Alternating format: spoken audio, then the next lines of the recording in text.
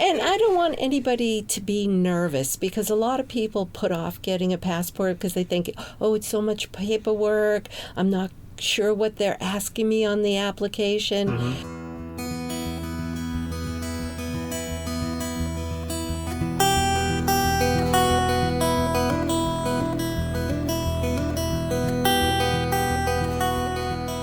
Steve Sherlock here for Franklin Matters. Franklin Public Radio, available anywhere, anytime in your browser. Yes, your browser at WFPR.FM and in the local Franklin, Mass. FM radio dial. Yeah, the dial or the knobs, the push buttons.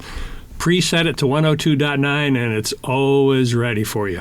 Here today in our glorious studio with Susan Regan. Susan, thank you for doing this. Thank you, Steve. I'm happy to be here. We're happy to have you because you've got an interesting role. You're a passport agent? I didn't even know Franklin well, yes. To be honest, I knew we had one, but I'm glad we're talking about it because I'm sure there's some people that don't know we have one. The office actually has been open for 22 years. I was surprised at that. I've only been doing it for a year, though, myself. Ah, indeed. So before we get into all the other stuff, tell us a little bit about yourself so people will say, oh, Steve was talking with Sue. Who's Sue? So I worked as a tax assessor for 22 years. I like to say I thought it'd be hard to find a job that made me less popular than I was in high school, but I think I nailed it, Steve. We'll have to get into unpack that one because what's so hard about just processing papers and photos but that in itself, I think, is the challenge, right? Yes. Well, passport agents have to get certified, and they have to get recertified every year. Every year? Yep. And we're the first line of defense against human trafficking and parental kidnapping. Yes, so which unfortunately is a thing. Yeah. Yeah. Yes. And for the reference, I was aware because having reported on town business, I recall at one point the auditors had said, and this office had been part of the town clerk. And the town clerk does the certification on the births and the deaths, et cetera. So respectfully and from a process and security perspective on my own background, yeah, you can't have kind of the fox in the henhouse, so to speak. So you needed to have that separation. So it broke away from town clerk's operation. Initially was in town administrator, and I'm not sure exactly where it ended up because I think it's moved a couple of times, but it certainly is a separate office from town clerk for that specific reason. Yes, it is. And also, sometimes people think they need things notarized, and I can't notarize anything that I work on, so I send people to the town clerk's office to get things notarized. Right. But you assist, so if somebody's going to be traveling or if they've got a passport and are looking for renewal, so there's kind of two pathways there, but a new passport and or a renewal, you handle both of those? Yes. So if you've never had a passport before, you would make an appointment and fill out a DS-11 form, and you'd bring in your certified birth certificate and your driver's license. And then I also do renewals. You can renew your passport if it's been less than 15 years from the date of issuance. Right. So I will look those over for you. I can take pictures in my office. It's only $12, and I know CVS and Walgreens charges more than that, so it's pretty reasonable. And I make sure that on a renewal, and even on a DS-11, that it gets mailed to the correct place, that everything is filled out correctly, and you didn't leave out a box somewhere. Right. There are a couple of things that people consistently do wrong. Oops. Yes, and but I call people the day before, and I say, what you need to bring, and I tell them, here's a couple of tips on how to fill out the application, and then when they come in, even if they make a mistake, I have a computer and a printer, and we could do it over again. Everything is fixable, Steve. The only thing that I can't fix is if somebody's applying for a passport for their child and they don't bring the child. Ooh. Or if the birth certificate is in a foreign language and hasn't been translated. Okay. Those are pretty much the only two things I can't fix. Yeah.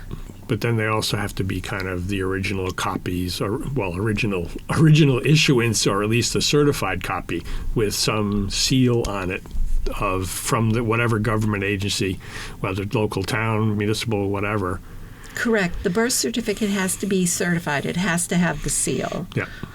They won't take a copy. I actually make a copy, and I mail the original in the copy, and the Department of State will check to make sure the seal is there and mail it back to the person, and they keep the copy that I make. Right. Yep. And that thing also happens because I was concerned at first when we did our renewals. It was like, well, do I ever get the passport back? But yes, once the new one is issued, they do ship the old one back, so you still haven't lost any of the stamps or places you went. Right. A lot of people like to keep those for memories. They'll punch a hole in it.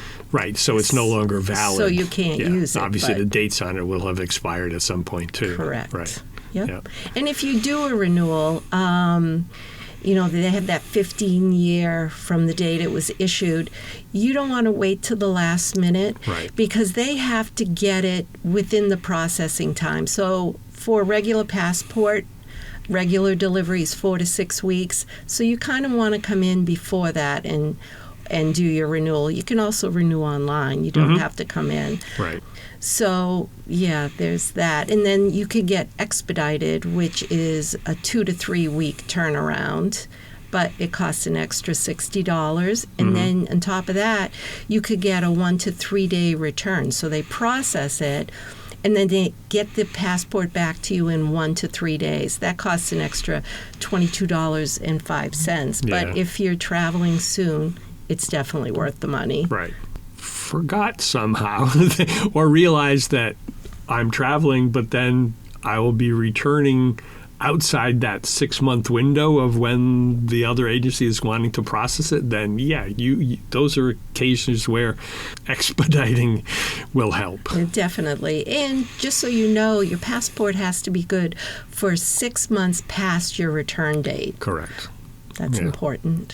Definitely, because we ended up renewing earlier this year, and it was a decision, well, do we wait till after this trip before the next one?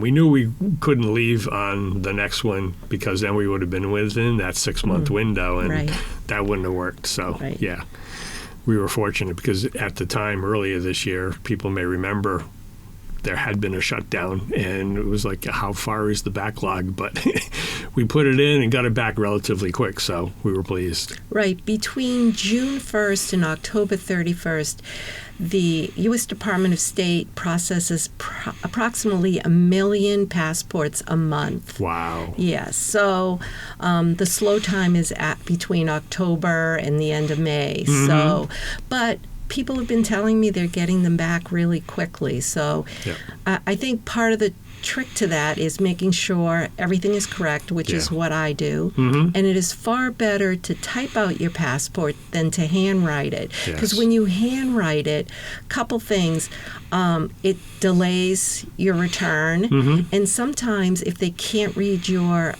email address, you won't get updates. Yes. You know? Yeah. Becomes a reading challenge, even if you try to print. Sometimes people print in different ways, and Correct. Yes.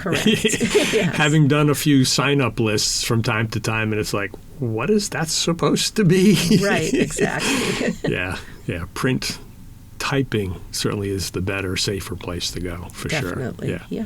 So effectively, you've got, I believe, a website or the phone to set an appointment? So if you go to the town website, franklinma.gov, and you click on town departments and then passports, I have 2 links. It says schedule an appointment. You just click on that, and then you pick what type of appointment do you want. Do you want a renewal, or do you want a new passport? And I also have options for how many people are getting the passport, 1, or you could pick 2 to 4 people. Right. It's super, super easy to do that. And then you set the date, the time. Sounds like you generally give them a reminder email or call to confirm you're still coming, make sure you bring this, etc. Exactly. The day before, they'll get a reminder email. They'll also get a confirmation email when they book the appointment. Correct. And then I call them the day before and remind them everything they need to bring and what kind of things to make sure they put on the application correctly. Mm-hmm. Yep. And then having all the original docs, of course, and then you make copies, etc. And all those come back. Cost effectively is set by the federal government in terms of the price for that, and you've got the fee. If you do a photo, do you have a processing fee as well? Yes. So for a new passport, it is $35 for the appointment and $12 for the photo. Okay. On a renewal, there's no charge for me to look it over, so there's no appointment fee. But if you need a picture, it would be $12. Right. Yes. And the picture has to be within the last 6 months. I actually had a gentleman bring me a photo, and it got rejected because they said it was over 6 months old, which I couldn't tell by looking at it, but apparently I know they put it through a machine, and the machine reads it. Yeah. So, yeah, it's They better can to do- save, sorry, and then I'll just take another picture Right. for $12. Right. Yeah, because there's also requirements. I know I wear glasses. You have to take glasses off in order to have the full facial view, etc. Yeah. Yep, you can't show your teeth. You can't wear any type of uniform. Mm-hmm. And your hair can't be in front of your eyes Right. or cover your eyes in Well, any way. Yeah. A lot more of that technology, facial recognition is happening even in our recent trip. I was surprised as we were boarding the airline, which is a little bit deviating from our main topic, but it's related. As we were boarding, we just stepped up to a little kiosk. They took our picture, and then we got the green light, meaning to go. We didn't even need the boarding pass. We needed the passport. Everything behind the scenes had already kind of filtered through. Yeah, you were in. That's good. That was slick. Yeah. And clearly there are still some times where, okay, that's not working. Come here, we'll do this. Yes. So there's a backup. Yep. Dealing with people, I'm sure you've come up with a story or two somewhere along the way that you might want to share. Obviously, there'd be going to be some that you can't share for privacy reasons, whatever. I totally, expect that. I don't want to embarrass anyone, but there was a teenager that came in, and I said to her, I'm going to take your picture. If you don't like it, I'll take it again. So I took her picture and I showed it to her. And she said, I don't like it. And I said, what don't you like about it? She said, I don't look depressed enough. So when I stopped laughing, I brought the camera again up to my face and I said, wow, this picture's going to scream depression. And she laughed, and I took her picture, and she actually liked it. She liked that one. Yeah. Uh-huh. I think teenagers are fun. Teenagers, having been at one point in time in that secondary ed role, teenagers can be challenging, but they are a whole lot of fun. No, Yes. I still chuckle about that every time I think about it. You don't look depressed enough. Okay. Yeah. Well, and especially when you're taking your glasses, as you mentioned, you can't have your hair in there. I've seen people with kind of all variations, and yet when it comes to the photo and the photo image, you got to be just your basic you. Right. Well, I think, too, some people think, I don't take a good picture, it's going to be bad. But what I say is try to smile with your eyes and have a slight smile. Right. And that seems to work really well. Sure. Yep. Yeah. You assist, you process, it goes off, assuming the email, obviously if it's typed, that's nice and easy, handwritten, they read it. People get updates in terms of their process status, and then ultimately it comes back. So there's something called chain of custody. So after the person fills out the application, I will hand deliver it to the post office before they close that day. I send it out with tracking, and I follow up a week later to make sure it gets delivered. Correct. So and then they get the updates. The first one they'll get at their email address is, we've got your application. The second one, they'll tell you they've mailed out your passport book. And the third one is, let us know if you didn't get it. And I'm available. If anybody has a problem, I will be happy to help them.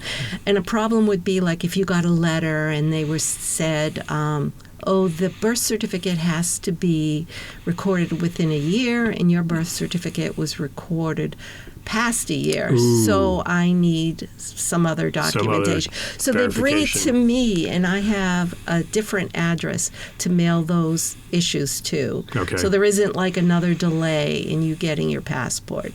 So just say, if you get a letter, come and see me. I'll be happy to help you. Okay. And the other thing they should do, if they have urgent travel, so say you have somebody sick and they're in a different country. Oh, yes. Or say you have travel plans within 14 days and you haven't got your passport yet.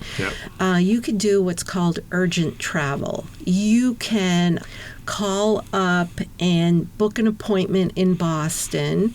And if you've already paid for your passport, you might have to pay extra to get it the same day, but you can go in and get a passport the same day. You would have to show your airline ticket that's within 14 days. To validate. Actually, yes. Or a letter from the hospital where your sick relative is would do too. Right. So there are ways to fix that also. Yeah, because if you're going to be traveling to help or visit with the sick relative and you haven't actually made the flight yet, at least having that confirmation gives them the comfort that, this is legit, as opposed to they just want to go somewhere. Right. And the website travel.state.gov, it's always good to check that to see if there are any alerts for where you're going. Sure. Because they'll tell you, they'll say, there are protests going on, pickpockets, kidnapping, or they may just tell you, don't go there. Right. So it's important to check there. There's enough health arenas or health reasons and or, other protest government type things that are going on around the world, depending upon where people are traveling. You might as well be aware and check beforehand. Yep. And one other thing I'd like to tell people is you should take a picture of your passport page on your phone just in case it gets stolen. And if for any reason something happens and I had a woman with 4 children and war broke out. She was over in Iran and she didn't have the money she was visiting relatives, I guess. She didn't have the money to leave. So she went to the embassy and the embassy gave her the money. They lend it. They don't just give it to you. So she could get safely out of the country. So if you're ever in trouble in a foreign country, go to the embassy. Make sure you take a picture of your passport on your phone just in case something happens. Sure. Yeah, we do have copies for our own travel needs, and it's helpful. It's good, yeah. Because in some cases, I think that was one of the things where in our recent travel, we had to upload the copy of the photo of the passport in order for the airline to do its thing. So, as long as it's scanned properly, we were fine. Yep. And some countries require an ETA, electronic travel authorization. Correct. I know the UK does that. Right. And if you download the app, it's super easy to do. The hardest thing is getting a picture you look good in. But, you want to check and make sure that you have all the correct documents before you travel. Right. Yeah, because in some cases, depending upon the country, it may require a visa application or it may require a travel authorization or something in that realm, a pre-approval from the government, effectively. Exactly, yes.